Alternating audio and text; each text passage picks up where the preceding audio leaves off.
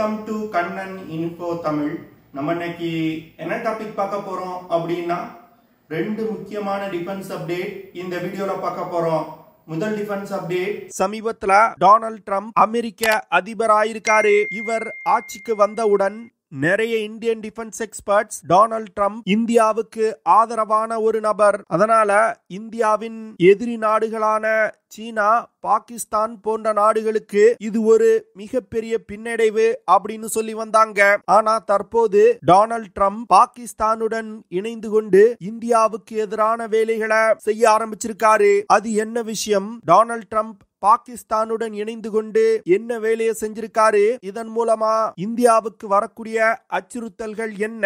இதற்கு முன்னாடி முதல் முறை டொனால்ட் ட்ரம்ப் ஆட்சிக்கு வந்த பொழுது டோட்டலா பாகிஸ்தானுக்கு எதிராக பல செயல்களை செஞ்சாரு. ஆனா தற்போது பாகிஸ்தானுடன் இணைந்து இந்தியாவுக்கு எதிராக சில வேலைகளை செய்வதற்கான காரணம் என்ன அப்படிங்கிறது குறித்து பார்க்கலாம். இரண்டாவது update, India Tejas MK2, AMCA MK1 போன்ற விமானங்கள்ல GE-F414 இன்ஜினை பயன்படுத்த போறாங்க. இந்த சூழ்நிலையில அமெரிக்கா செஞ்சிருக்கக்கூடிய ஒரு விஷயம், இந்தியா GE-F414 இன்ஜினை அமெரிக்காவிடம் இருந்து வாங்கணுமா வாங்க வேண்டாமா அப்படிங்கிற சந்தேகத்தை ஏற்படுத்தி இருக்கு. அது என்ன விஷயம்? இந்தியா GE-F414 இன்ஜினை அமெரிக்காவிடம் இருந்து வாங்குவதில் என்ன பிரச்சனைகள் வருவதற்கு வாய்ப்பு இருக்கு? இந்தியா விமான இன்ஜின் விஷயத்துல அமெரிக்காவை நம்பலாமா அப்படிங்கிறது குறித்து நம்ம டீடைலா இந்த வீடியோல பார்க்கலாம். டொனால்ட் ட்ரம்ப் முதல் முறை அமெரிக்க அதிபர் ஆன பொழுது அப்படியே டோட்டலா பாகிஸ்தானுக்கு எதிராக பல வேலைகளை செஞ்சாரு. பாகிஸ்தானுக்கு கொடுக்கக்கூடிய நிதி முழுவதையும் நிறுத்தி வச்சாரு. இதனால பாகிஸ்தானோட பொருளாதாரம் மிகப்பெரிய அளவுல பாதிக்கப்பட்டுச்சு. அது மட்டும் இல்லாம விவசாயம், எனர்ஜி, எஜுகேஷன் போன்ற பல துறைகள்ல பாகிஸ்தான் பாதிப்பு அடைஞ்சிச்சு. ஆனா தற்போது இரண்டாவது முறையா அமெரிக்க அதிபர் ஆயிருக்கக்கூடிய டொனால்ட் ட்ரம்ப் தன்னோட பாகிஸ்தான் பாலிசியில மிகப்பெரிய மாற்றத்தை கொண்டு வந்திருப்பதா டிஃபென்ஸ் எக்ஸ்பர்ட் சொல்றாங்க. அதாவது டொனால்ட் ட்ரம்ப் பதவி ஏற்றவுடன் 90 நாட்களுக்கு உலகின் பல நாடுகளுக்கு வழங்கக்கூடிய US எய்ட நிறுத்தி வச்சாரு. இதனால பல நாடுகள் பாதிக்கப்பட்டாங்க. இந்த சூழ்நிலையில டொனால்ட் ட்ரம்ப் பாகிஸ்தானுக்கு 397 மில்லியன் அமெரிக்க டாலர் நிதி உதவிக்கு ஒப்புதல் கொடுத்திருக்காரு. இந்த விஷயம்தான் தற்போது மிகப்பெரிய பேசுபொருளா மாறி இருக்கு. அதாவது டொனால்ட் ட்ரம்ப் பாகிஸ்தானுக்கு ஒதுக்கி இருக்க இந்த 397 மில்லியன் அமெரிக்க டாலர் தற்போது பாகிஸ்தான் பயன்படுத்தி வரும் F-16 விமானங்களை அப்கிரேட் செய்வதற்கும் அந்த விமானங்களை தொடர்ந்து இயங்கும் நிலையில வைப்பதற்கு அப்படின்னு சொல்லப்படுது. Pakistan F-16 CD Block 52 fighter jet விமானங்களை பயன்படுத்தி வந்துகிட்டு இருக்காங்க. இந்த விமானங்களை அமெரிக்கா பாகிஸ்தானுக்கு கொடுத்தாலும் F-16 விமானங்களோட பயன்பாட்டை அமெரிக்கா கண்காணித்து கொண்டுதான் இருப்பாங்க. இந்த F-16 விமானங்களை தீவிரவாதிகளை அழிக்கக்கூடிய கவுண்டர் இன்சர்ஜென்சி மற்றும் கவுண்டர் டெரரிசம் ஆபரேஷன்களை செய்வதற்கு பாகிஸ்தானுக்கு அமெரிக்கா வழங்கியிருக்காங்க. ஆனா இந்த விமானங்கள் மறைமுகமா இந்தியாவுக்கு எதிராக ஒரு அச்சுறுத்தலை கொடுப்பதற்காக அமெரிக்கா பாகிஸ்தானுக்கு கொடுத்திருப்பதா இந்தியன் டிஃபென்ஸ் எக்ஸ்பர்ட்ஸ் பல வருடங்களா சொல்லி வந்தாங்க. இந்த சூழ்நிலையில 2019 இந்தியா பாலக்கோட்ல தீவிரவாத இயக்க முகாம்கள் மீது விமான தாக்குதல் நடத்தியதற்கு பதிலடி கொடுப்பதற்காக பாகிஸ்தான் அமெரிக்காவுடைய F-16 விமானங்களை பயன்படுத்தி இந்திய எல்லைக்குள் நுழைந்து தாக்குதல் நடத்தினாங்க. இந்த தாக்குதல்ல தான் விங் கமாண்டர் அபிநந்தன் பாகிஸ்தானுடைய F-16 விமானங்களை துரத்தி சென்று விமானத்தை சுட்டு வீழ்த்தினாரு. ஆனா பாகிஸ்தான் நாங்க F-16 விமானங்களை பயன்படுத்தவே இல்ல அப்படின்னு இது நாள் வரைக்கும் மறுத்து வந்துகிட்டு இருக்காங்க. பாகிஸ்தான் 2019 இந்தியாவுக்கு எதிராக F-16 விமானங்களை பயன்படுத்தியது அமெரிக்காவுக்கு ரொம்ப நன்றாகவே தெரியும் அப்படின்னு சில இந்தியன் டிஃபென்ஸ் எக்ஸ்பர்ட் சொல்றாங்க. போன முறை டொனால்ட் ட்ரம்ப் ஆட்சியில இருக்கும் பொழுது இந்த F-16 விமானங்களை பராமரிக்கக்கூடிய அனைத்து விஷயங்களையும் நிறுத்தி வச்சாரு. இதன் காரணமாக பாகிஸ்தான் F-16 விமானங்களை இயக்க முடியாத நிலை ஏற்பட்டது. இந்த சூழ்நிலையில இரண்டாவது முறையா டொனால்ட் ட்ரம்ப் பதவியேற்றவுடன் பாகிஸ்தான் பாகிஸ்தானுக்கு எதிராக கடுமையான முடிவுகளை எடுப்பாரு அப்படின்னு எதிர்பார்க்கப்பட்டது. ஆனா தற்போது பாகிஸ்தானுக்கு F-16 விமானங்களை பராமரிப்பதற்காக 397 மில்லியன் அமெரிக்க டாலரை கொடுத்திருப்பதன் மூலம் டொனால்ட் ட்ரம்ப் தன்னோட பாகிஸ்தான் பாலிசியில மிகப்பெரிய மாற்றத்தை செஞ்சிருப்பது ரொம்ப தெளிவா தெரியுது. அதாவது டொனால்ட் ட்ரம்ப் பாகிஸ்தான ஒரு ட்ரம்ப் கார்டா இந்தியாவுக்கு எதிராக பயன்படுத்த முயல்வதா இந்தியன் டிஃபென்ஸ் எக்ஸ்பர்ட் சொல்றாங்க. அதாவது பாகிஸ்தான் தொடர்ந்து இந்தியாவுக்கு அச்சுறுத்தல் கொடுத்தாதான் இந்தியா அமெரிக்காவிடமிருந்து ஆயுதங்களை வாங்குவாங்க அப்படின்னு அவர் நினைப்பதா சில டிஃபென்ஸ் எக்ஸ்பர்ட் சொல்றாங்க. டொனால்ட் ட்ரம்ப் இந்தியாவை தங்களிடமிருந்து அதிக ஆயுதங்களை வாங்கும்படி சமீபத்துல கோரிக்கை வச்சாரு. தங்களோட F-35 விமானத்தை கூட இந்தியாவுக்காக ஆஃபர் செஞ்சிருக்காரு. இந்தியா அமெரிக்காவிடமிருந்து அதிக அளவுல ஆயுதங்களை வாங்கணும்னா பாகிஸ்தான் வலிமையா இருக்கணும். அதற்காக தான் டொனால்ட் ட்ரம்ப் பாகிஸ்தானுக்கு தற்போது நிதி உதவி செய்வதா டிஃபென்ஸ் எக்ஸ்பர்ட் சொல்றாங்க. 2022ல ஜோ பைடன் இதே F-16 விமானங்களை பராமரிப்பதற்கு தான் பாகிஸ்தானுக்கு 450 மில்லியன் அமெரிக்க டாலர்களை வழங்கினாரு. தற்போது ஜோ பைடன் எடுத்த அதே ஸ்டாண்ட டொனால்ட் ட்ரம்பும் எடுத்திருப்பதன் மூலம் பாகிஸ்தானுடன் இணைந்து கொண்டு இந்தியாவுக்கு எதிராக டொனால்ட் ட்ரம்ப் செயல்பட ஆரம்பிக்கிறாரோ அப்படிங்கிற சந்தேகத்தை ஏற்படுத்தி இருக்கு. F-16 விமானங்கள் உலகின் தலை சிறந்த ஃபைட்டர் ஜெட் விமானங்கள்ல ஒன்று. இந்த விமானத்தை உலகின் பல்வேறு நாடுகள் பயன்படுத்தி வந்துகிட்டு இருக்காங்க.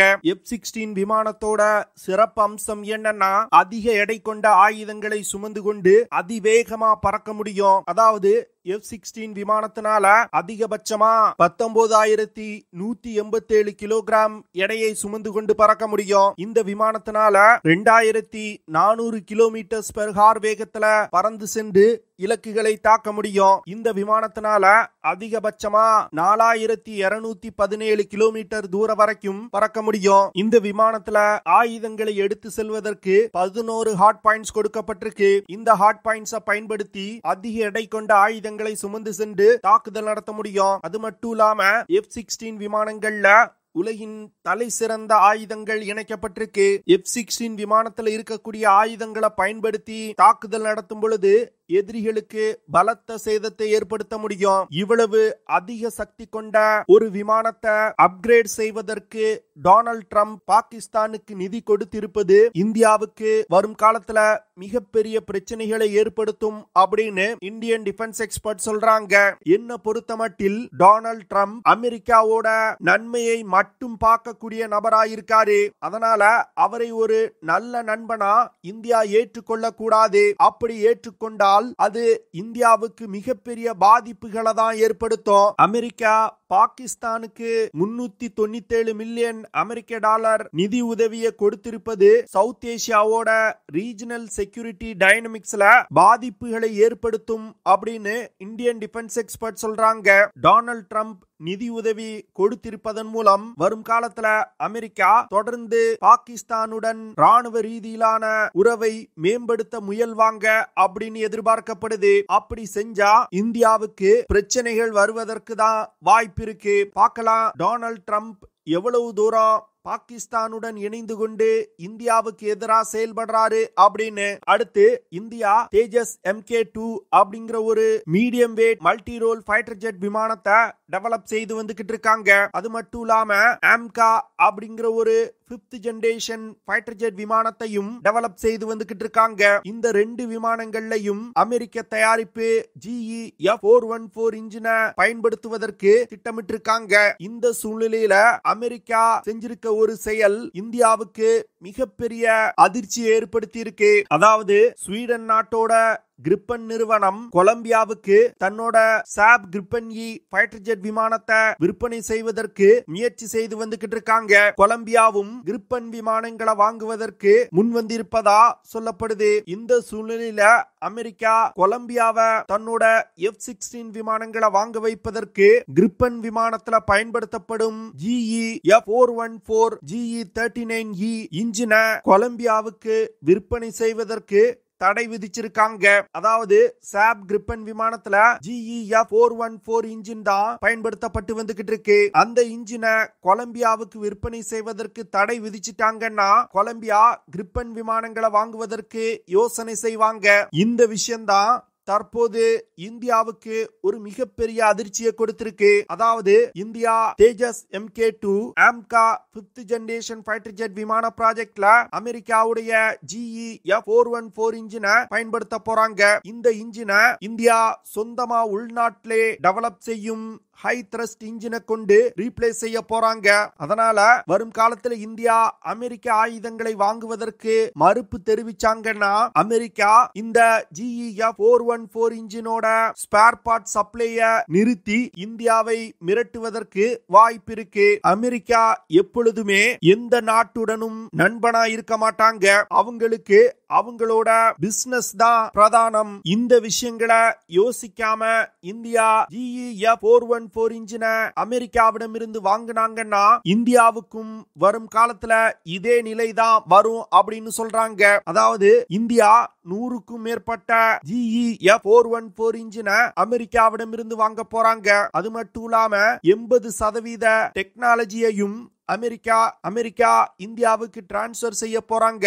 மீதமுள்ள 20% தொழில்நுட்பம் அமெரிக்காவிடம் தான் இருக்கும். அதனால இந்தியா அமெரிக்காவோட கண்டிஷனுக்கு ஏதாவது விஷயத்துல ஒத்து வரலன்னா இந்த GEF 414 இன்ஜினோட ஸ்பேர் பார்ட் சப்ளையை நிறுத்திடுவோம் அப்படின்னு இந்தியாவுக்கு மிரட்டல் விடுக்கலாம். இது போன்ற மிரட்டல்களை அமெரிக்கா இதற்கு முன்பும் பல நாடுகளுக்கு செஞ்சிருக்காங்க.